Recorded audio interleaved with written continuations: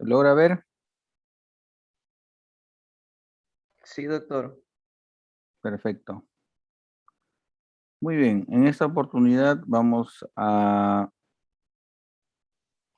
hablar sobre los defectos de refracción, que es algo muy común, creo que es lo más frecuente en la consulta oftalmológica. Es clásico que los pacientes vengan y pidan su medida, ¿no? Dicen mi medida. Incluso cuando nosotros les hacemos la agudeza visual, ellos piensan que les estás haciendo su medida, ¿no? Y dicen, no me da mi medida. Pero en realidad la medida o la refracción en sí del paciente es una situación especial, ¿no?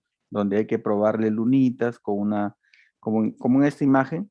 Esta imagen, por ejemplo, acá podemos ver un foróptero, se llama ¿no? Este es un foróptero, es un equipo para hacer medida, donde ya las lunitas están acá dentro de estos discos y nosotros solamente cambiamos, ¿no? De 0,25 en 0,25 y vamos probando hasta que el paciente vea bien.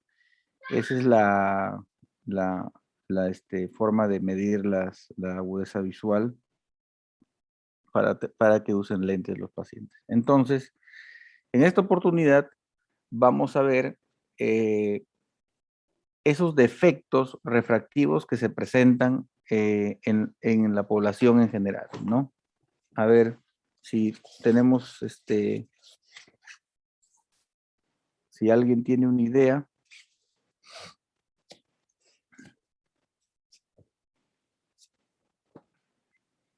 Eh,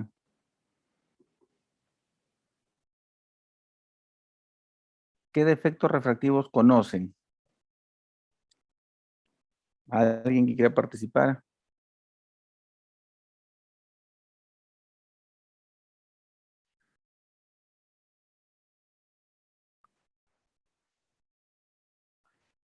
Nadie quiere participar. Bueno, entonces comenzando con la clase, lo primero que vamos a ver es el mecanismo de acomodación. Como todos sabemos, el ojo tiene un mecanismo de acomodación. El ojo funciona como una cámara fotográfica. Nos permite ver de cerca y nos permite ver de lejos, hasta cierta edad, ¿no? Mientras más joven, mejor. Entonces, el mecanismo de acomodación nos dice que es la capacidad que tiene el ojo de aumentar su poder refractivo para enfocar objetos próximos. Produce un aumento del grosor y la convexidad del cristalino por contracción de los músculos ciliares. De esta manera relaja la zónula y permite que el cristalino adopte una forma más curva. Al mismo tiempo se acompaña de contracción de ambos músculos rectos internos, produciendo una convergencia de los ojos y del músculo esfínter de la pupila, produciendo miosis, dando lugar a la sincinesia acomodativa. Muy bien, entonces como podemos ver acá en las imágenes, miren, el músculo ciliar es este músculo circular, ¿no?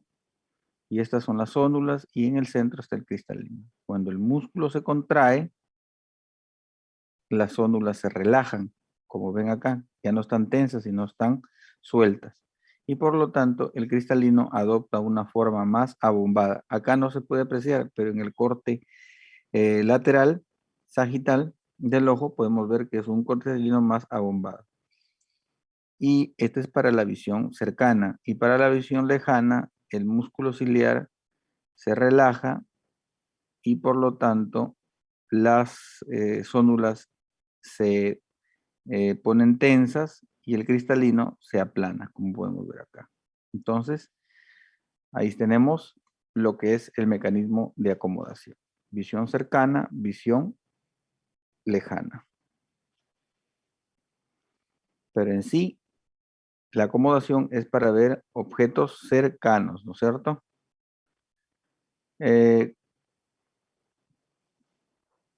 Miren, en este cuadro, como podemos ver, todo se ve borroso, ¿no es cierto? Entonces, tanto de lejos como de cerca. Cuando los rayos luminosos que vienen del exterior ingresan al ojo y no convergen exactamente en la retina, en la mácula, A esto se le llama ametropía, ¿ya? Ametropía. Cualquier defecto de refracción, ya sea miopía, hipermetropía, astigmatismo, presbicia, es una ametropía. Todo eso engloba a los defectos de refracción. Como podemos ver acá, es una reducción de la agudeza visual susceptible de corregir mediante lentes, ¿no es cierto?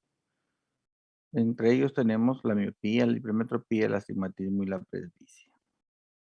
Y una emetropía es lo contrario. Es la interpretación correcta de la información visual y produce un foco, o mejor dicho, los rayos que vienen del exterior hacen foco justo sobre la retina, en la mácula, ¿no? Acá, rayos que vienen del exterior hacen foco en la mácula.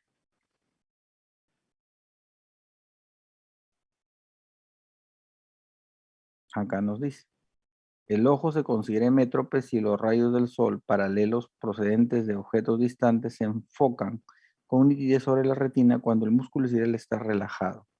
A más de 6 metros ya está relajado. Por eso es que hacemos agudeza visual a 6 metros de distancia, ¿no? O 20 pies. Esa es una condición para que el músculo esté relajado.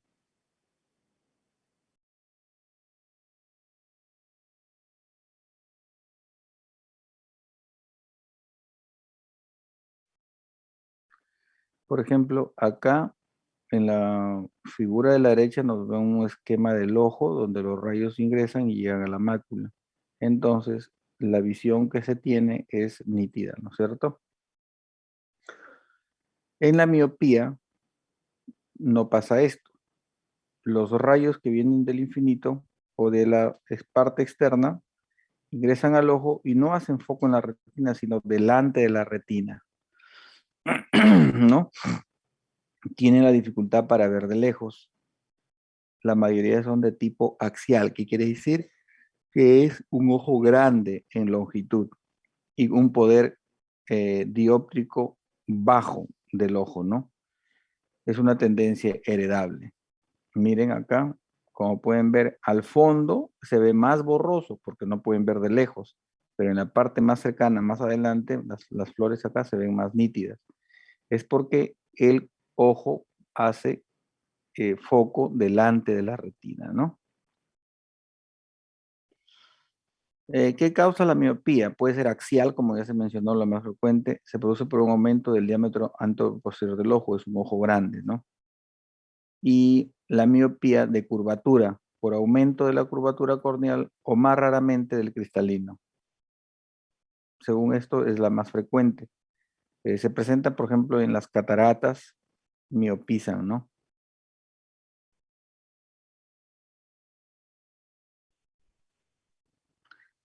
Tenemos 4 tipos de miopías. La miopía simple, la miopía degenerativa, la miopía inducida o adquirida y la miopía nocturna. La miopía simple nos dice que un ojo es demasiado grande para su potencia óptica. Se cree que soporta una cantidad particularmente importante de trabajo ocular de cerca que contribuye al desarrollo de la miopía simple. La miopía degenerativa está asociada a un alto error refractivo y a una agudeza visual inferior a la normal. O sea, a pesar de que se le pone la medida, ese ojo no logra corregir o ver bien, ¿no? A pesar de ponérsele su medida, ¿no? Y que empeora progresivamente con el tiempo. Generalmente se dice que una miopía degenerativa es aquella que tiene por encima de menos 6 dioptrías, ¿ya? La otra es la miopía nocturna. El ojo tiene una mayor dificultad para ver en las zonas de baja iluminación, a pesar de que su visión durante el día es normal. Varía con el nivel de luz. Se cree que está causada por la dilatación de las pupilas que dejan entrar más luz de la necesaria, lo que hace que sea cada vez más miope.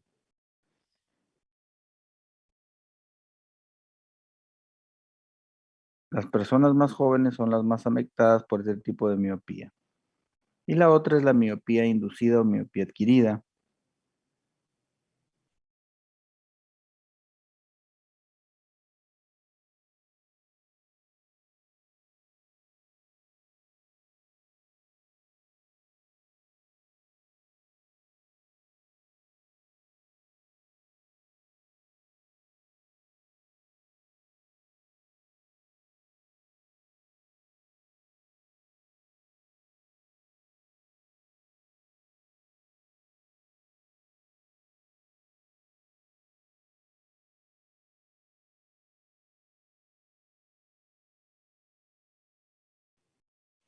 Entonces, la miopía inducida o adquirida se presenta por exposición a fármacos, hay aumentos de niveles de glucosa, esclerosis nuclear u otras condiciones anómalas, ¿no? La esclerosis nuclear, por ejemplo, en condiciones de catarata, ¿no?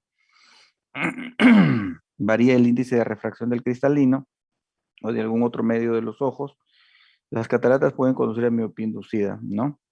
Eh,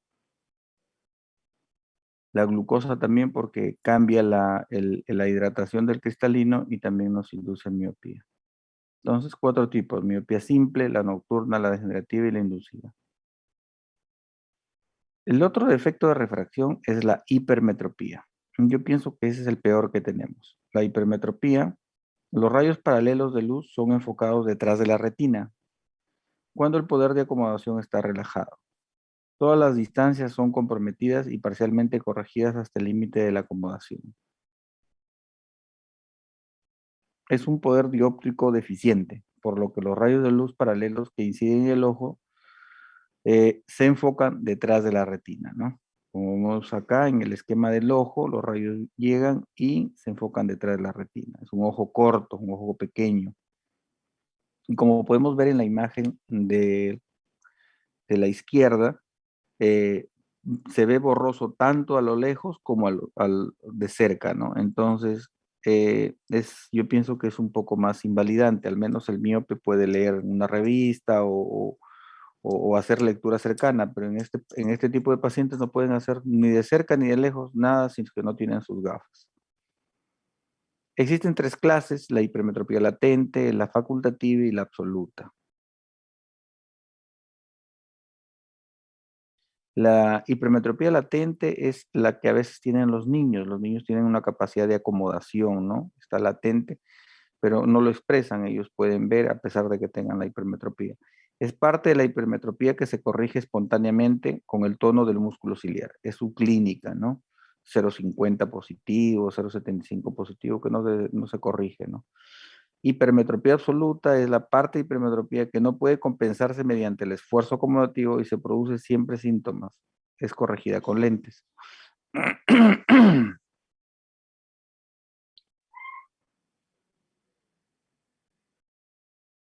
Y la otra es la facultativa, que dice que es aquella que solo puede ser corregida mediante el esfuerzo acomodativo y puede o no ser corregida con lentes. Siempre produce algún tipo de síntomas, siempre está incomodando, ¿no? El otro defecto de refracción es el astigmatismo. El astigmatismo creo es el más frecuente de los defectos de refracción. Lo tenemos todos, en mayor o menor medida. Siempre vota un 0,25, un 0,50 de astigmatismo con la regla o contra la regla. Generalmente con la regla, ¿no? La visión normal en la córnea, en el primer caso, en el primer esquema arriba, ¿no? Los... Quiero que se imaginen que la córnea es un segmento de esfera perfecto, ¿no? Que tiene una medida tanto vertical como horizontal. Entonces, cuando los rayos que pasan por los meridianos horizontales hacen foco en la retina y los que pasan por el meridiano vertical hacen foco también en la retina. Entonces, se crea un solo punto focal. Entonces, es una visión normal, ¿no? Sin embargo, en el astigmatismo puede que los rayos que pasan por el meridiano horizontal hagan foco en la retina y los que pasan por el meridiano vertical no hagan foco en la retina, sino más adelante o más atrás. Entonces, hace focos múltiples. A esto se le llama el astigmatismo, ¿no? Entonces, la visión es un poco borrosa.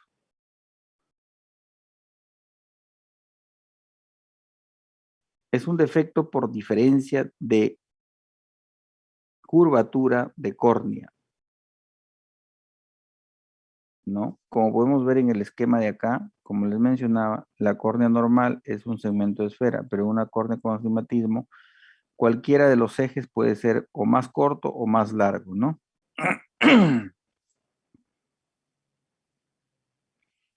Existe el meridiano horizontal o cercano al horizontal, es el de menor curvatura, o sea, es más plano. A eso se llama a favor de la regla. Y el meridiano vertical o cercano al vertical es de menor curvatura, o sea, más plano. Eso se llama astigmatismo contra la regla. El primero es el más frecuente.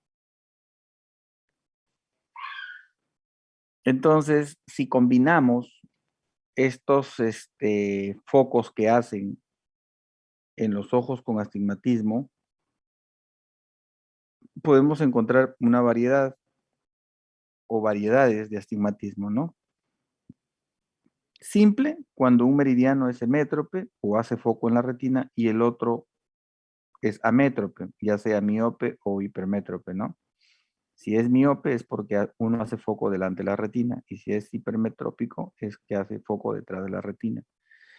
Compuesto cuando ambos meridianos son amétropes, ya sean miopes o hipermétropes, pero con distinta curvatura a cada meridiano.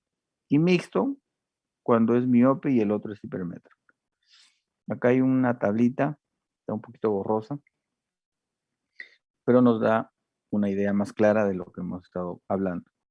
Por ejemplo, en el primer caso A es un astigmatismo miópico simple. ¿Por qué? Porque uno hace foco en la retina y el otro delante de la retina. Entonces, el que hace delante de la retina es miópico. En el punto B es un astigmatismo hipermetrópico simple. Uno hace foco en la retina y el otro detrás de la retina.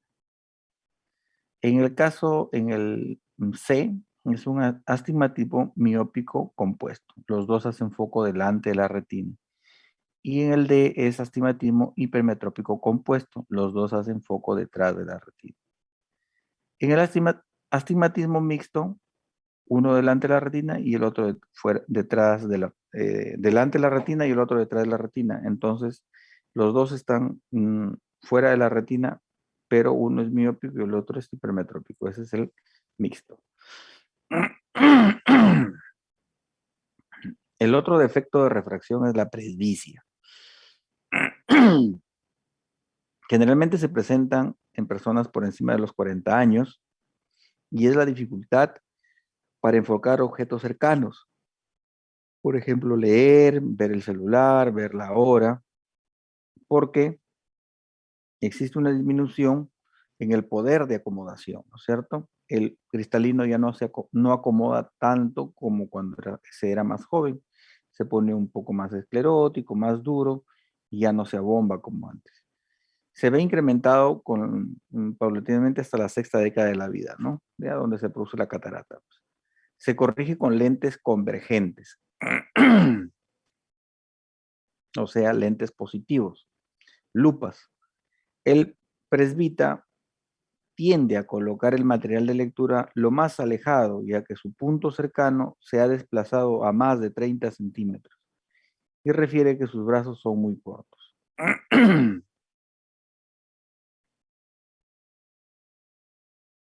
Otra situación de defecto de refracción es la anisometropía. En esta situación o condición óptica existe una diferencia importante en la refracción de ambos ojos. Por eso,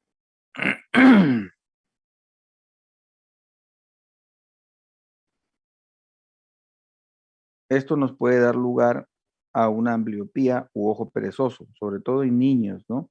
Un ojo ve muy bien 20/20 y el otro ojo es 20/200. Entonces, El cerebro se trabaja con el ojo que mejor ve y el ojo que no ve bien lo deja de lado. Ese ojo que lo dejó de lado se vuelve con el tiempo un ojo ambliopio o perezoso, porque básicamente lo que tiene de defecto es un defecto refractivo, pero anatómicamente el ojo es normal.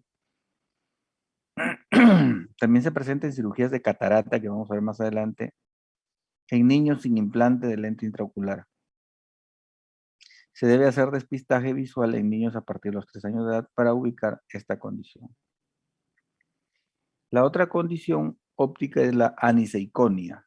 Es una alteración de la visión binocular en la que no pueden fusionarse las dos imágenes retinianas en la corteza cerebral porque ambas son de diferente tamaño. Por cada dioptría de diferencia en cada ojo se produce un cambio de casi 12% en el tamaño de la imagen retiniana. Se recomienda no prescribir lentes con más de 3 dioptrías de diferencia.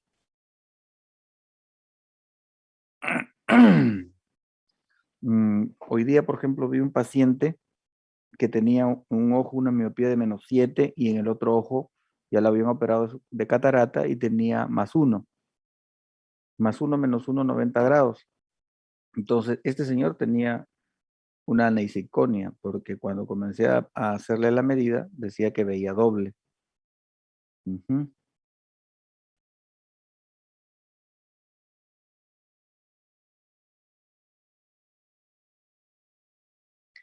Muy bien. Esto es lo que corresponde a lo que son ametropías. ¿Alguna pregunta hasta acá? Están todos calladitos, no se escucha nada.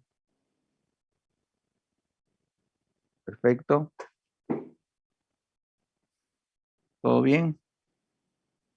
¿Me han estado escuchando o no? Sí, doctor, todo bien. Sí, doctor. Perfecto. Denme un par de minutos que voy a tomar agüita.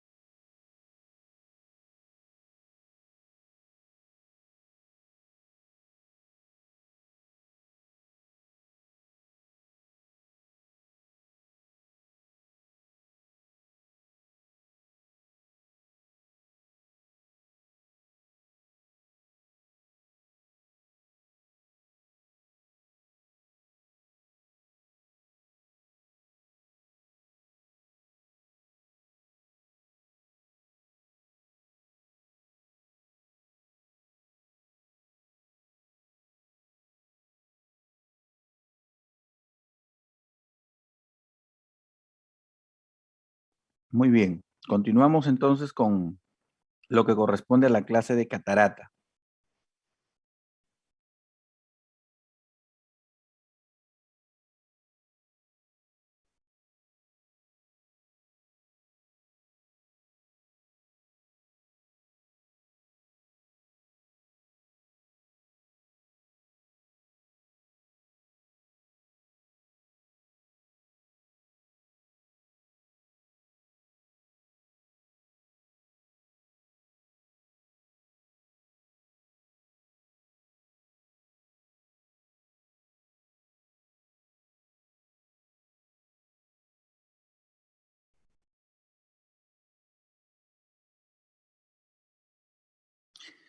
Muy bien. La catarata en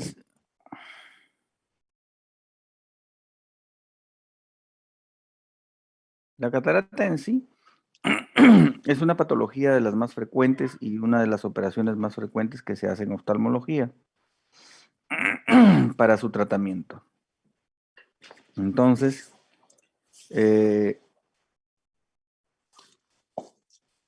creo que es lo que más se ha estudiado en oftalmología y lo que más, eh, más se opera. Mm.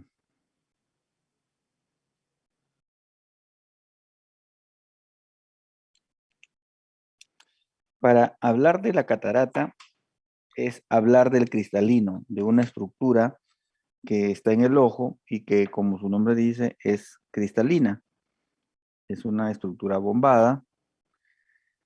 Es un lente del ojo biconvexa y transparente, ¿no?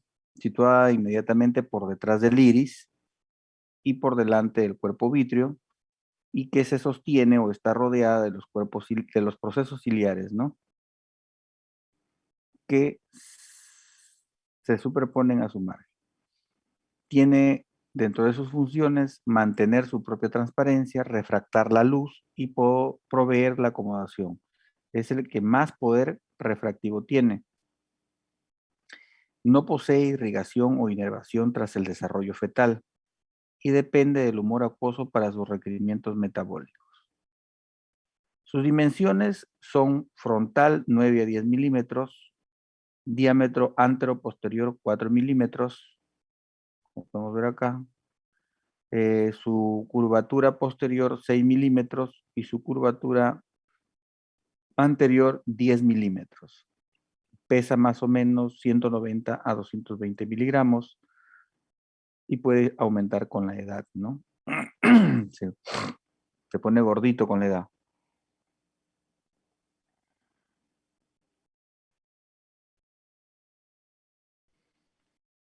Relaciones, como mencionamos, por delante, con el iris, polo anterior del cristalino, se sitúa a 4.5 milímetros de la cara posterior de la córnea. Por detrás, vitrio, limitado por delante con la hialoides anterior, ¿no? Y por fuera, el ecuador del cristalino con las fibras ondulares en dos planos, anterior y posterior, un espacio de 1 milímetro entre el ecuador y los procesos.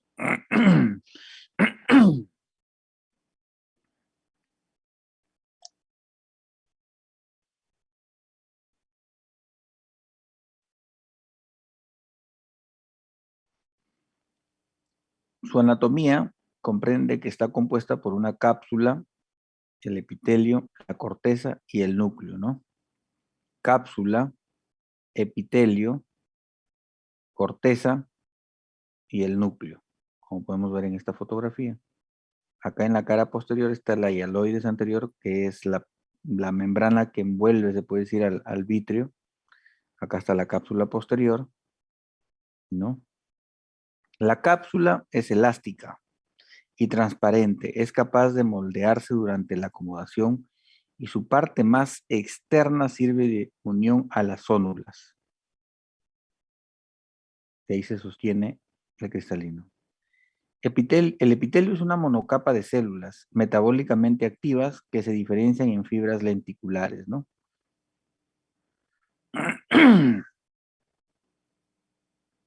La unión de estas fibras lenticulares forman el núcleo y la corteza, como ya lo vamos a ver más adelante. El cristalino es como una cebolla, así. Está formado por capas, una capa sobre otra capa, una cebolla. ¿Ya? La zónula se originan de la lámina basal del epitelio, no pigmentario, de la pars plana y plicata del cuerpo ciliar. Tienen un aspecto de malla, se insertan en la región ecuatorial del cristalino y con la edad se separan en capas anterior y posterior. Tiene la función de sostén del cristalino, interviene en la acomodación y protege al cristalino de absorber la radiación UV.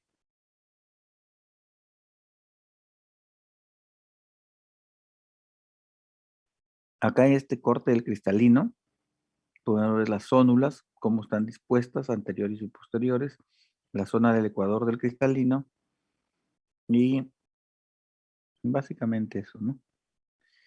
El cristalino, por ser una estructura anatómica del ojo, puede tener alteraciones tanto de la transparencia, del tamaño, de la forma, de la localización, o puede incluso existir ausencia cristalina. Entonces, todas estas alteraciones, de todas estas solamente vamos a estudiar los que corresponde a la alteración de la transparencia, para lo cual hablamos de la catarata, que es la opacidad parcial o total del cristalino y puede ser congénita o adquirida. Dentro de la clasificación de las cataratas, por la forma que tienen, o la ubicación, se puede decir, de la opacidad, pueden ser capsulares anteriores, congénitas, también llamada piramidal polar anterior. Pueden ser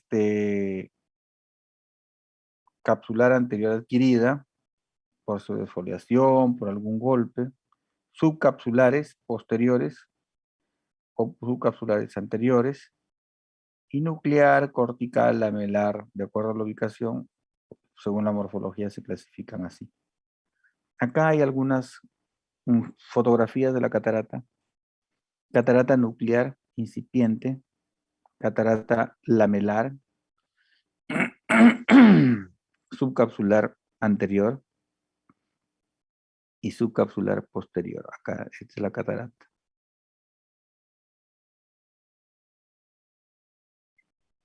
Según la madurez de la catarata, pueden ser inmaduras, opacidades dispersas, separadas. Puede ser madura, con un corte totalmente opaco. Intumescentes, cristalino está edematoso, hinchado. Hipermadura, madura que ha disminuido de tamaño. Y las morganianas, el núcleo está desplazado hacia el inferior, ¿no? Es una hipermadura con núcleo desplazado, ¿sí? Cuando uno lo ve en la lámpara de hendidura, ves blanco, pasa la luz y ves que en la parte inferior está un poco más ámbar. Es decir, que el núcleo que estaba, se ha licuefactado todo el contenido de la corteza del cristalino y el núcleo denso ha caído, ¿no? Está nadando. Yo pienso que es una catarata complicada para la cirugía, ¿no? Acá, miren, esta es una catarata madura, muy madura. Yo pienso que sí, hipermadura. Acá también, con arrugas en la cápsula anterior. Y esta es la morganiana. Miren, si pueden ver, acá está el cristalino. Se ha licuefactado, acá hay pedacitos de corteza licuefactada y el núcleo ha caído. Miren, acá está abajo.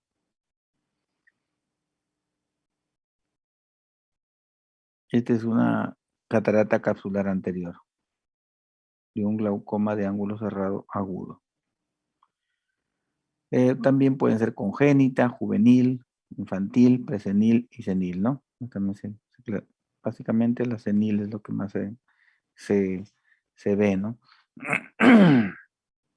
Entonces, vamos a hablar un poco sobre la catarata congénita y del desarrollo, para lo cual tenemos la catarata central pulverulenta, también se conoce como catarata nuclear embrionaria, como podemos ver en la fotografía. Este es un corte, por si acaso, del cristalino con la luz o el haz de luz, ¿no? El cristalino va de aquí hasta el fondo, todo esto es cristalino. Hay una pequeña opacidad redondeada, bilateral, con apariencia de polvo o polvorienta, situada en el centro, núcleo embrionario, ¿no? Puede tener carácter con rasgo genético dominante para la herencia, ¿no? Acá ahí está, acá está más definida en esta fotografía, la definición, ¿no?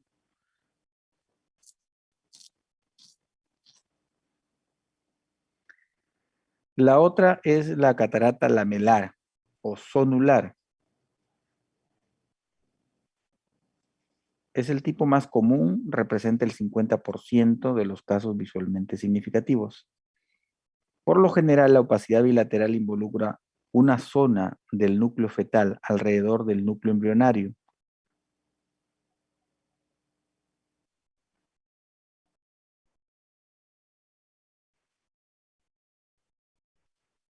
Puede ser genético o por deficiencia de vitamina D o por rubiola materna entre la 7ª y 8ª semana de gestación.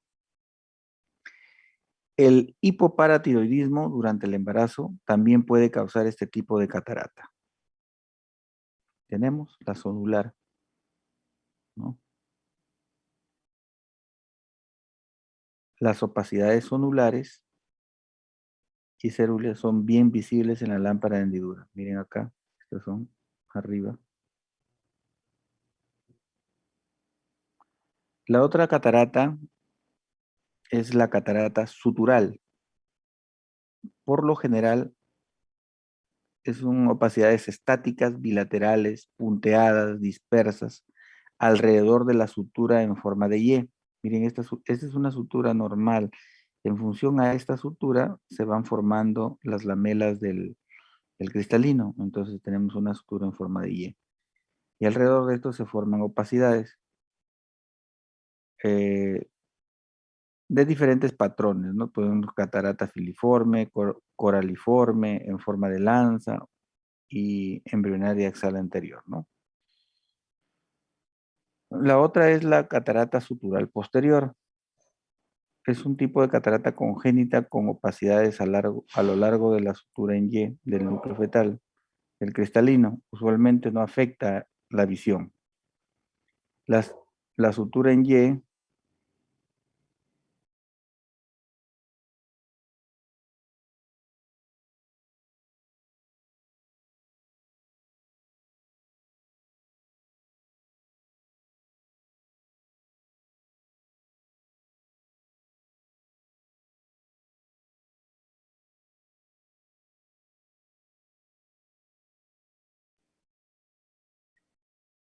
la sutura en Y son puntos de referencia importantes porque ellas señalan la extensión del núcleo fetal, ¿no?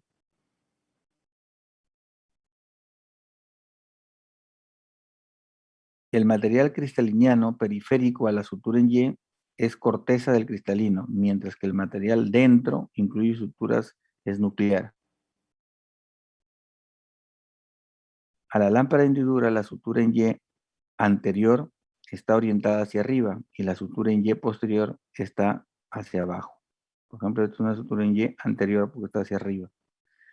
Cualquier insulto o trauma que pueda presentarse en el cristalino, ya sea metabólico también, a las fibras nucleares o lenticulares, puede causar opacidad, catarata, ¿no? Esta es una catarata polar anterior, también conocida como piramidal. Ocurre debido a un retraso en la formación de la cámara anterior o se adquiere después de una perforación corneal en la infancia o una oftalmia neonatorum. Una infección del recién nacido, ¿no?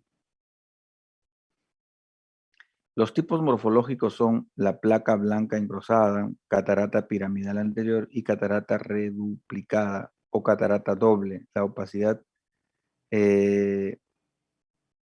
enterrada es llamada impresión doble, ¿no? Una encima de la otra.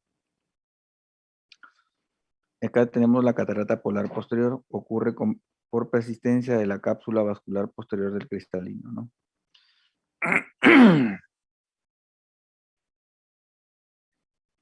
Catarata coronaria, tiene la forma de una corona, miren, todo alrededor. Ocurre en la pubertad y va, por lo tanto, involucra la cabeza, el núcleo adolescente o la corteza más profunda. Se caracteriza por opacidades radiantes en forma de masa que afectan a la periferia, por lo que la visión no suele verse afectada, ¿no? Catarata de punto azul. Son opacidades estacionarias, redondeadas, azuladas y punteadas que afectan el núcleo adulto o la corteza profunda. Miren, son bien separadas.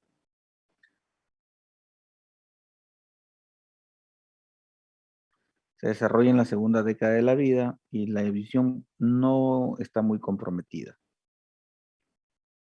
Y esta es una catarata total. Puede ser hereditaria o asociada a rubiola, ya sea unilateral o bilateral, ¿no? El manejo de la catarata congénita. El tratamiento de toda catarata es quirúrgico. Por favor, acuérdense bien. El manejo o el tratamiento de toda catarata es quirúrgico. No hay gotas, ni ninguna sustancia, ni que tomar, ni colocarle al ojo para que disuelva la catarata. Eso es mentira. El tratamiento quirúrgico. Aspiración del cristalino o lensectomía con capsulotomía posterior y vitrectomía anterior en el procedimiento de elección. Es el procedimiento de elección, ¿no? Como es congénita y a veces los núcleos son tan suaves, pueden ser aspiración. El otro es capsulotomía, o sea, romper la cápsula posterior, y vitrectomía anterior, o sea, el vitrio se sale, lo limpias con el vitriófago, ¿no? ¿En qué momento se debe hacer la cirugía? Dice, cuando la catarata es bilateral. En cataratas densas, la cirugía tiene que ser temprana, de 4 a 6 semanas de edad. Y en cataratas parcialmente densas, que no está todo denso, puede no ser necesaria hasta más tarde, si es que se requiere, ¿no? Puede esperar. En cataratas unilaterales densas, cirugía urgente en días. La catarata parcial puede observarse y tratarse sin cirugía mediante oclusión parcial para prevenir la ambliopía. Este es el principal problema que se tiene con las cataratas, que los niños vayan a hacer ambliopía u ojo perezoso. Pronóstico. El pronóstico visual es muy pobre en la catarata avanzada unilateral debido a la ambliopía por privación de estímulos densos. Por eso se tiene que operar lo antes posible, en días, dice, ¿no? Corrección de la afaquia. La corrección puede ser mayor de 2 años con implante de lente intraocular de cámara posterior y menores de 2 años con lentes de contacto de uso prolongado o anteojos en casos bilaterales.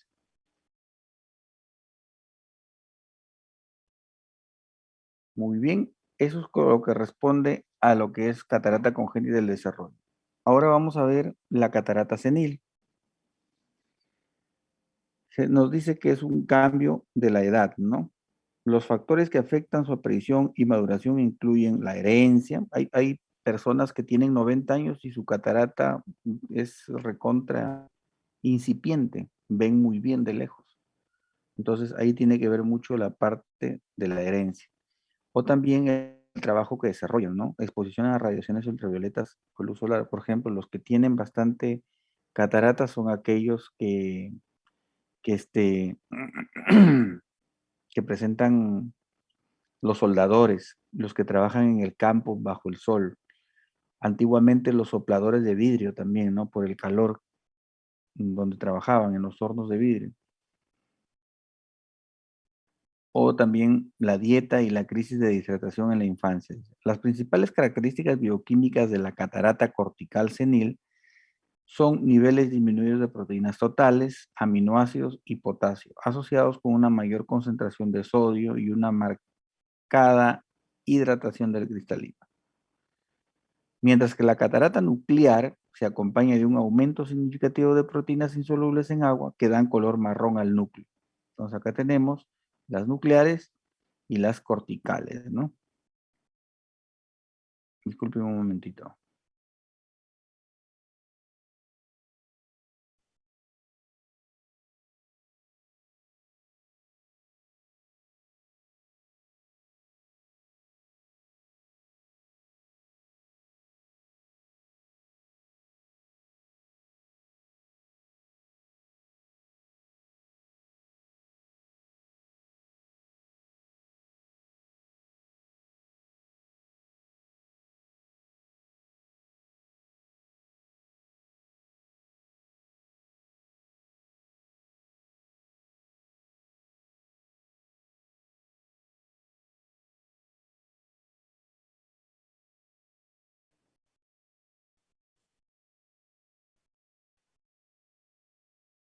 Entonces, existe una intensificación de la esclerosis nuclear relacionada con la edad asociada a la deshidratación y la compactación del núcleo que produce cataratas duras, ¿no? Acá tenemos la fotografía de este paciente que tiene su catarata en el ojo izquierdo.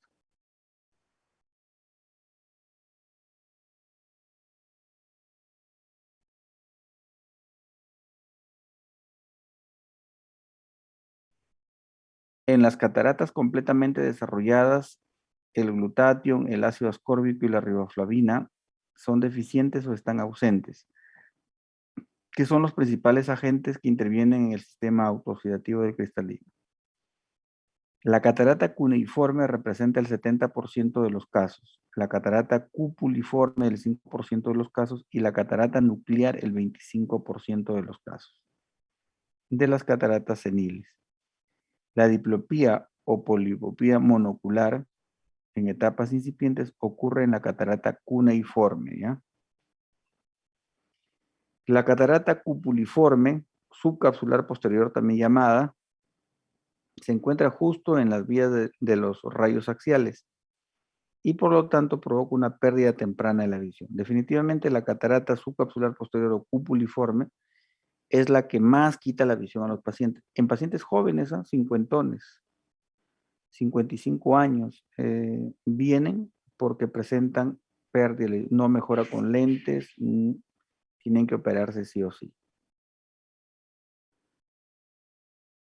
La segunda vista o cambio miope se ve en las cataratas nucleares, ¿no?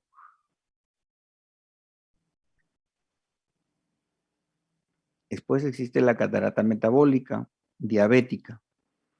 La verdadera catarata diabética, que generalmente ocurre en adultos jóvenes, se caracteriza por un inicio agudo, a menudo bilateral, de opacidades en copos de nieve.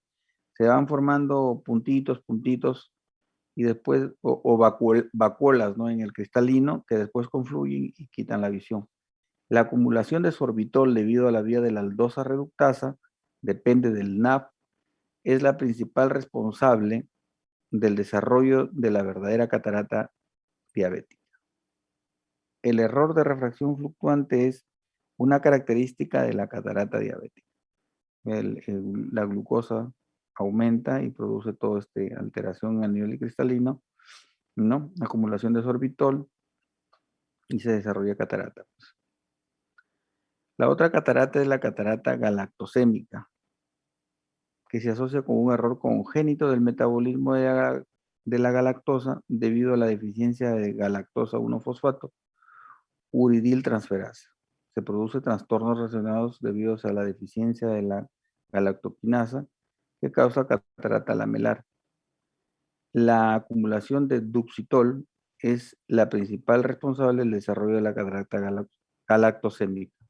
En la catarata diabética es el sorbitol, en la galactosémica es el duxitol. Se previene con un diagnóstico temprano y retirar la leche en la dieta.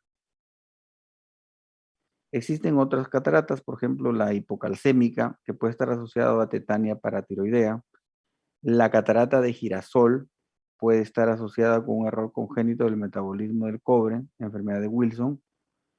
Y puede observarse también el síndrome de Lowe, óculo cerebral renal, un error innato del metabolismo de aminoácidos. Otras características oculares son la microfaquia, el lentilobo posterior y el glaucoma. Así es. La catarata complicada puede ocurrir de forma secundaria a uveitis, a retinitis pigmentosa, degeneración corioretiniana miópica o desprendimiento de retina de larga data, ¿no?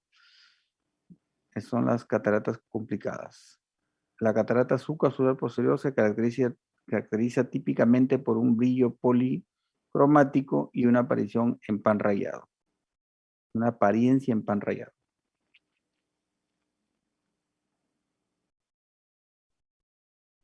Entonces, las cataratas complicadas son las uveitis, las degeneraciones corioretinianas miópicas, o sea, miopes, y los desprendimientos de retina, ¿no? Existen cataratas tóxicas, las inducidas por esteroides, opacidades subcapsulares posteriores, pueden estar asociadas con el uso de esteroides tópicos o sintéticos. La catarata inducida por mióticos, la catarata granular subcapsular anterior, que puede estar asociada al uso de mióticos de acción prolongada como el ecotiofato y el bromuro de mecario. Otras causas de cataratas tóxicas son la clorpromacina, la amiodarona, el oro, que se usaba pues, ¿no? en el tratamiento de las artritis, y el busulfano, utilizado en el tratamiento de la leucemia mieloide crónica.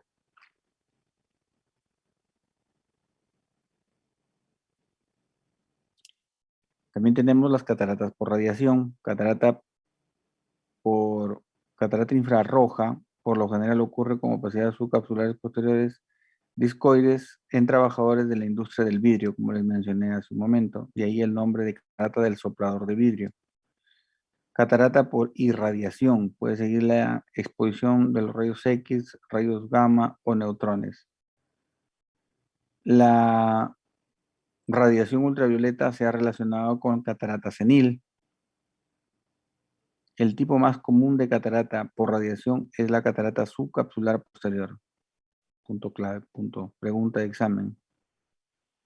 También existen otras cataratas, la catarata eléctrica, después de un paso por una poderosa corriente eléctrica puede producir catarata, catarata sindermatosa, asociada con trastornos de la piel, dermatitis atópica, esclerodermia, catarata traumática, golpes, catarata en árbol de Navidad, distrofia miotónica, catarata en escudero o en escudo, ocurre en la queratoconjuntivitis atópica, y la neurofibromatosis está asociada con catarata subcapsular posterior. Entonces hay diferentes patologías que se asocian a catarata, ¿no? ¿Cuál es el manejo de la catarata del adulto? Nuevamente la repito, el manejo es quirúrgico. Actualmente se utiliza la técnica de facoemulsificación. Ese es el estándar, se puede decir, ¿no?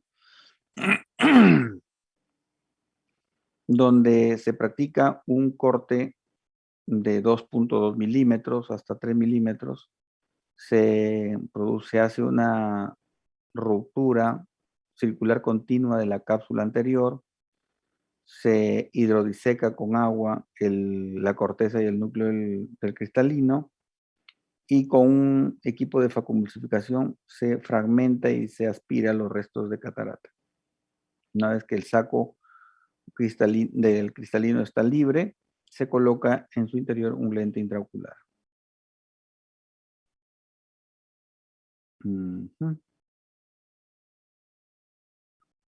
El otro tipo que se usaba, se usa hasta la actualidad dependiendo del tipo de catarata, ¿no? Cuando son muy duras y no se pueden ya facomulsificar, se utiliza la extracapsular, donde el corte es un poco más grande, de más o menos unos 8 milímetros, 10 milímetros. No se hace una rexis circular continua, sino se hace una rexis en abrelatas, así como pueden ver acá, y a través de un mecanismo de contrapresión, se saca el cristalino, a través de la herida grande, se sutura y también se pone un lente intraocular también, va muy bien. Mi profesor en la residencia, por ejemplo, no sabía faquear porque ya tenía sus años, no hacía faco, pero él hacía una extracapsular que con un error refractivo muy bajo, ¿no? Tenía buenos resultados. Acá, por ejemplo, el láser, ¿no? El láser, ¿en qué momento usar el láser?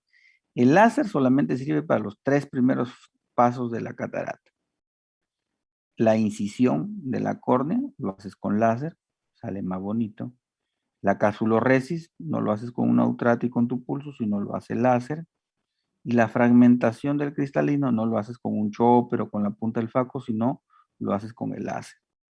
Y todos esos 3 pasos, ¿no? Pero después la aspiración del cristalino y la implantación del lente lo haces tú con el equipo de faco y el inyector de lente, ¿no? Así es. Después también hay una técnica que se utiliza bastante también cuando abarata costos, sobre todo, es la cirugía mínimamente invasiva o de pequeña incisión. SIX es una alternativa de bajo costo a la facomulsificación. No necesitas equipo de faco ni nada por el estilo. Haces un corte tunelizado en la parte a horas 12 de 6 milímetros de longitud, por donde haces una rexis circular continua y por donde sacas el núcleo y colocas un lente, también puede ser plegable, ¿no? Muy bien, jóvenes, eso es todo. ¿Alguna pregunta, inquietud?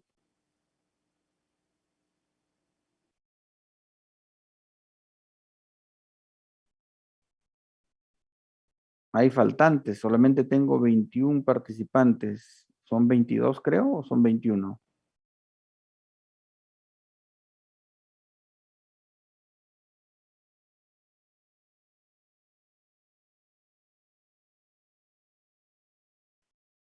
¿Preguntas?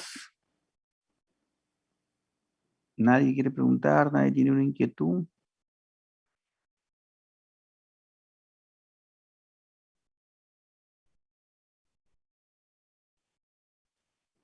Mm.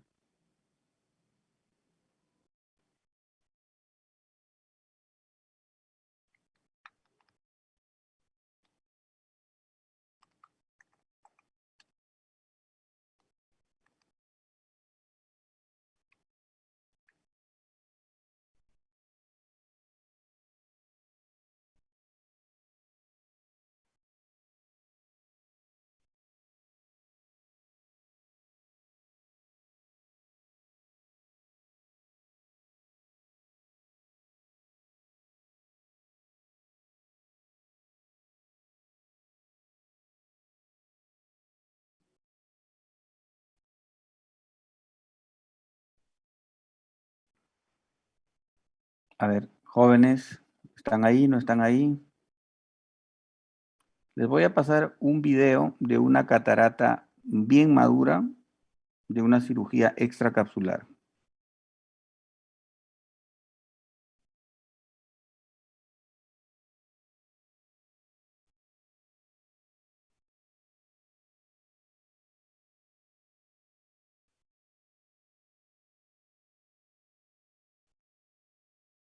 Catarata negra, ¿no? Muy dura. Entonces, por ser negra, muy dura, no le van a hacer facoemulsificación, sino le van a hacer eh, extracapsular. Miren esta catarata. Quiero que me digan, ¿están viendo el video? Jóvenes, Sí, doctor, sí se ve. sí se ve, ya, perfecto. Y me escuchan también, ¿no es cierto? Yo voy a ir explicando, porque el video lo ven, pero no tiene audio, ¿no es cierto? Sí, doctor, no tiene. Sí, el Miren, acá video no tiene.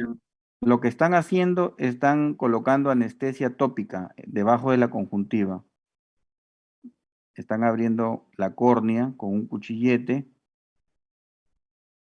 una jeringuita de número 27, una aguja, le han doblado la punta y con eso están rasgando la cápsula anterior del cristalino. Se llama cistótomo eso.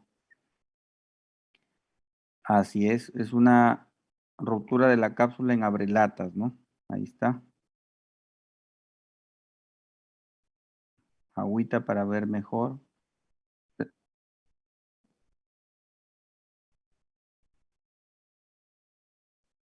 Ahí está. Está liberando la catarata de la cápsula posterior.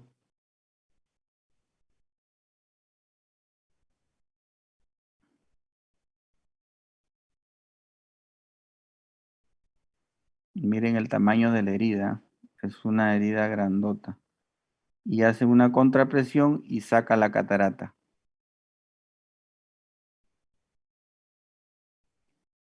Despacio, muy despacio y sacó.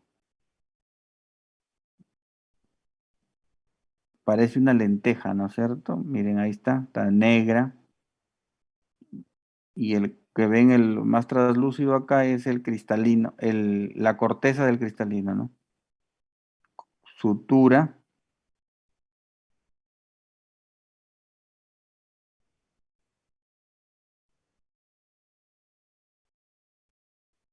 Ahí está.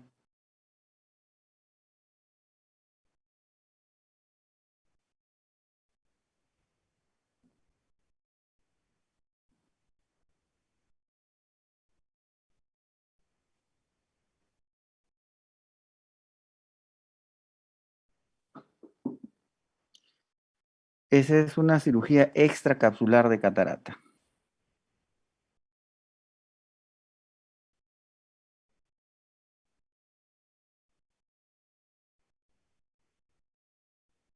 Acá tenemos otra cirugía con facoemulsificación, ¿ya?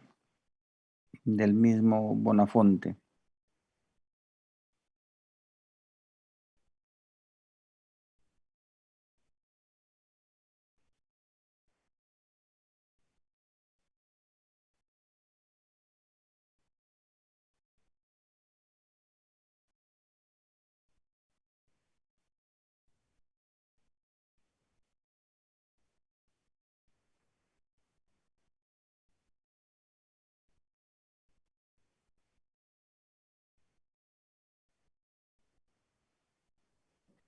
Está colocando azul de tripán para pintar la cápsula anterior.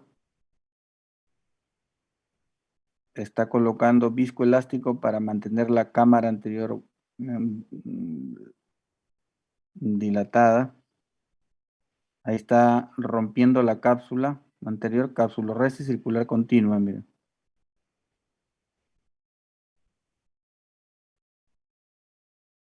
Ujú.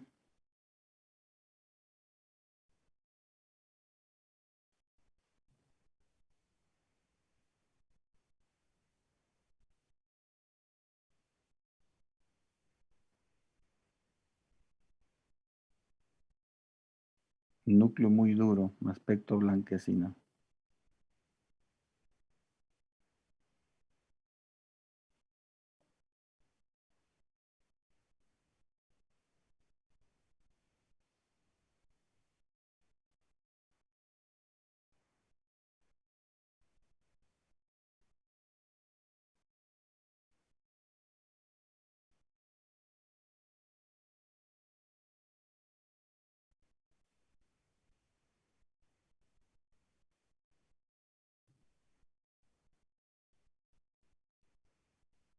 Hasta que aspira, pone viscoelástico para cargar para expandir la cápsula y colocan el lente intraocular.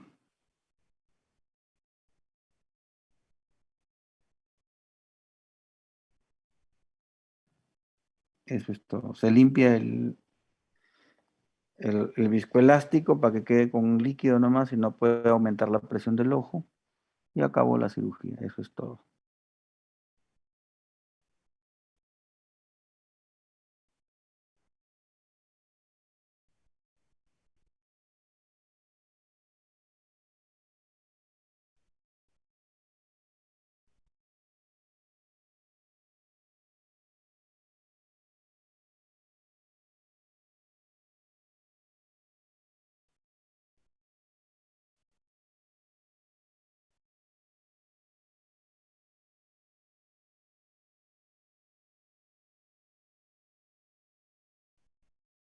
Muy bien.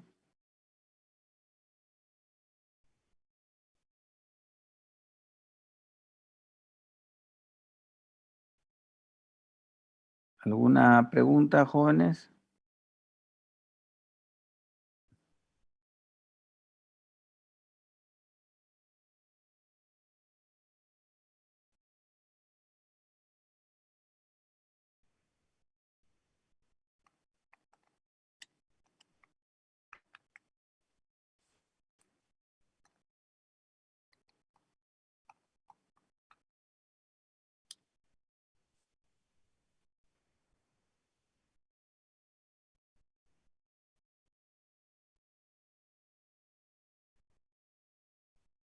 Muy bien.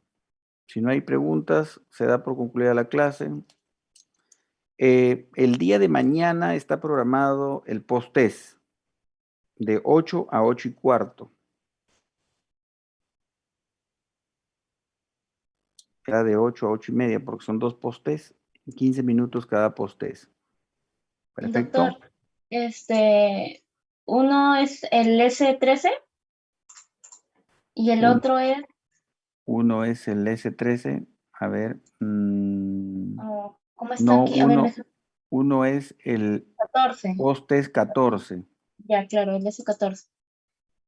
Que ese lo vamos a cambiar Ya. a 15, ¿ya? Lo vamos a cambiar a 15 porque en el cronograma de actividades lo que estamos desarrollando ahorita es la sesión 15 y la sesión 19, ¿no es cierto? Claro. De acuerdo al cronograma de actividades, estamos desarrollando trastorno de refracción, sesión 15 y cataratas, sesión 19. Eso lo voy a arreglar hoy día en la noche. Ya, Pero ya está ya activado. el poste está activado ya. El poste de la Sí, sesión 14 está 8 de la mañana lo he puesto. de 8 a 8 y cuarto. Y el otro que voy a hacerlo más tarde, que es el de catarata, el 19, lo pondré Mm, pues de ahí nomás seguido, de 8 y cuarto a 8 y media. Catarata. Pero acá Catarata en el campus está como S17. S17. Sí, sí, porque de repente o sea, yo entiendo que en el cronograma que tenemos nosotros lo tenemos con otros números, pero más que todo que tenga correlación con lo que está en el aula, porque si no a la hora de jalar el examen vaya a aperturar otro. No, les comento, lo que pasa es que este campus lo han clonado, dice el doctor Chapa, y al clonarlo lo han clonado mal, lo han clonado como ha salido así, como está. Entonces, nosotros nos hemos confiado en el Ujú. sentido de que de que ya está y solamente activamos la fecha, pero no, tenemos, por ejemplo, este examen de refracción, lo he tenido que borrar y volver a hacerlo porque no se puede ni siquiera cambiar, ¿no? Porque está mal clonado. Incluso como está mal clonado, para los informes también tengo que volver a revisarlo y en eso estoy, porque de repente tienen problemas para subir informes o algo por el estilo, pero es por la No, clonación. no hemos tenido problemas con los informes de la semana pasada.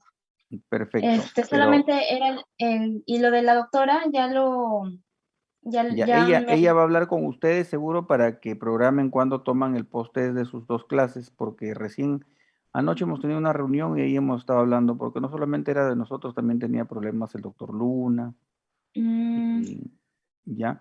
Entonces, sí, ya me avisó, ¿no? Que va a cambiar la fecha. ajá, y yo te voy, el problema, y el paso o el post-test que me estaba diciendo Beatriz, que ha habido problemas con algunas preguntas de lo que es glaucoma, creo.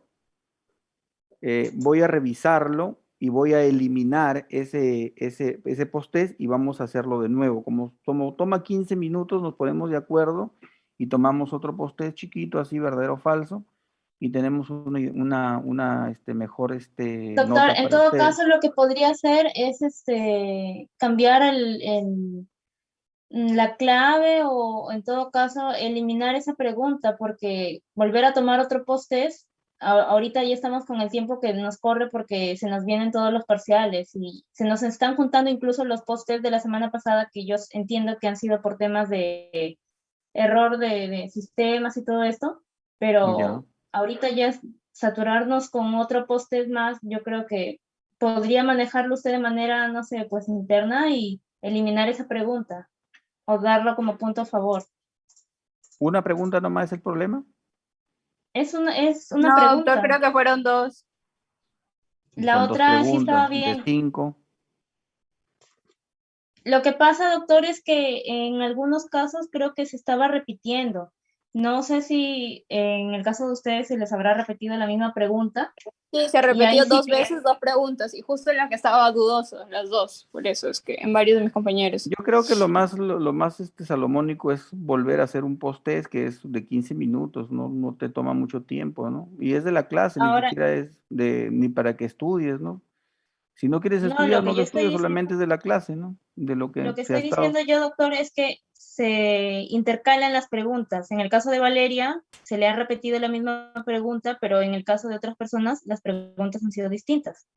Entonces, no sé, pues, cómo lo coordina, pero, y también que confirmen los chicos, porque, A ver, ¿qué como yo desean? Ahí como están, yo les estamos digo, todos ahorita reunidos. ¿Desean un nuevo post-test o la situación de cambiar, de darlo por la pregunta por positiva, a favor o de nada, ustedes es eso tendría eliminar que esa pregunta, decirle al doctor eliminar Chapa esa que hable pregunta. con la señorita ¿cómo se llama esto? De